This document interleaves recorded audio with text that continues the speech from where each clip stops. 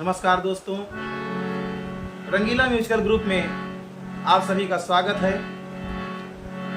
कन्हैया का जन्म हो चुका है।